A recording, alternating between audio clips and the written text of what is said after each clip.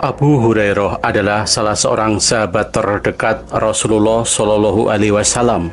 Beliau adalah sahabat yang paling banyak meriwayatkan hadis, yaitu sebanyak 5.374 hadis. Dari sejumlah hadis yang diriwayatkan, ada sebagian hadis yang disembunyikan beliau dari kaum muslimin pada waktu itu. Abu Hurairah pernah mengatakan, "Aku menghafal dari Nabi Shallallahu Alaihi Wasallam beberapa ilmu. Untuk satu bejana sudah aku sampaikan kepada kalian. Untuk bejana kedua, andai aku sampaikan kepada kalian, maka kepalaku akan dipenggal." Hadis riwayat Bukhari. Hadis yang disembunyikan oleh Abu Hurairah bukan tentang akidah dan syariah Islam, tetapi berkaitan dengan fitnah dan kejadian di masa yang akan datang. Dalam hadis itu, Rasulullah Shallallahu Alaihi Wasallam menyebutkan nama peristiwa, nama pelaku, nama tempat, serta alasan terjadinya peristiwa tersebut. Hadis-hadis itu berkaitan dengan perang, pemberontakan, dan pembunuhan.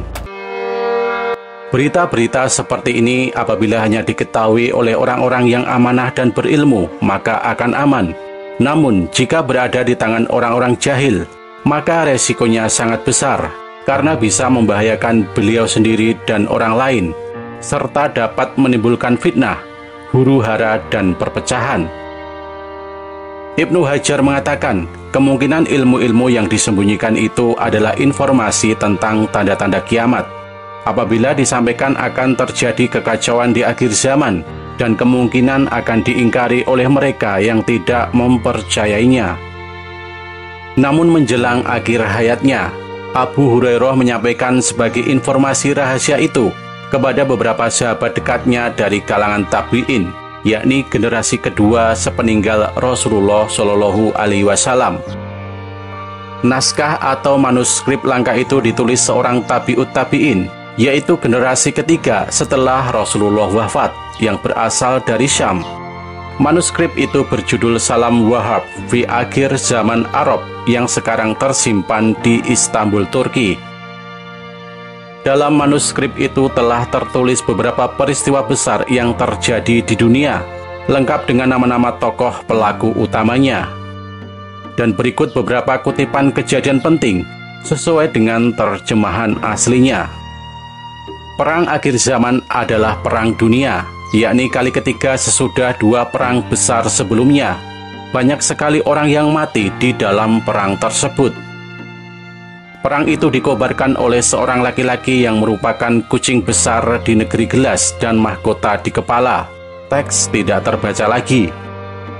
Sementara perang kedua dikobarkan oleh seorang laki-laki yang nama panggilannya adalah Tuan Besar, dan seluruh dunia memanggilnya Hir. Teks tidak terbaca. Kemudian Abu Hurairah berkata, dalam hitungan tahun Hijriah sesudah 1300 tahun, mereka mengikat perjanjian yang di situ Raja Rum melihat bahwa perang semesta dunia mesti terjadi. Allah menghendaki terjadinya perang.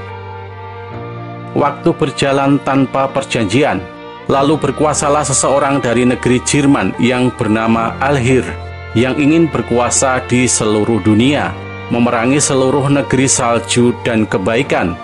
Ia bergerak dengan murka Allah setelah beberapa tahun api menyala. Ia ingin membunuh rahasia Al-Rusi atau Arus. Apakah perempuan berpakaian mini mau atau berhak digoda atau bahkan dilecehkan? Dalam perang itu keluar seorang ratu dunia, pelaku makar dan pelacur, namanya Amerika. Ia menggoda dunia dengan kesesatan dan kekafiran. Sementara itu Yahudi di dunia saat itu berada di tempat yang tinggi. Mereka menguasai seluruh Al-Quds dan kota yang disucikan. Di tanah Isra Mi'raj terjadi perang dunia, yang di situ Al-Mahdi memberi peringatan kepada orang-orang kafir yang tidak mau keluar. Maka orang kafir dari seluruh dunia berkumpul untuk memerangi Al-Mahdi dengan jumlah yang sangat besar yang belum pernah terjadi sebelumnya. Dalam kelompok kekuatan Yahudi Al-Qasar dan Bani Israel, masih terdapat kekuatan lain yang tidak diketahui jumlahnya. Al-Mahdi melihat bahwa siksa Allah yang sangat mengerikan benar-benar telah datang dan tidak dapat diakhirkan lagi. Kemudian Allah melempari mereka dengan lemparan yang dahsyat. Bumi, langit dan lautan terbakar untuk mereka. Lalu langit menurunkan hujan yang sangat buruk. Seluruh penduduk bumi mengutuk orang kafir di seluruh dunia, dan Allah mengizinkan untuk melenyapkan orang-orang kafir di perang Dajjal. Perang itu terjadi di negeri Syam dan kejahatan. Teks tidak terbaca. Riwayat Abu Hurairah itu mengandung sejumlah kata asing bagi orang Arab waktu itu, seperti Al-Hir, Jerman, Al-Rus, Amerika, dan Al-Qashar. Sebuah suku yang disebut suku ke-13 Bani Israel, yang menurut Syekh Imran merupakan asal-usul Ya'jud dan Ma'jud. Seandainya riwayat itu benar berasal dari Abu Hurairah, maka wajar apabila beliau tidak sembarangan menyampaikan kepada setiap orang, karena dampaknya akan menimbulkan saling curiga dan saling tuduh, sehingga dapat menimbulkan kekacauan di kalangan kaum muslimin sendiri. Lain halnya jika diungkapkan pada abad ke-20 atau abad ke-21, di mana kita dapat langsung menunjukkan siapa saja pihak-pihak yang dimaksudkan dalam manuskrip tersebut. Apakah kucing besar itu Bashar al-Assad? Bashar al-Assad yang kita ketahui adalah Presiden Suriah saat ini, dan kini Prancis mengeluarkan perintah penangkapan Bashar al-Assad atas tuduhan kejahatan perang.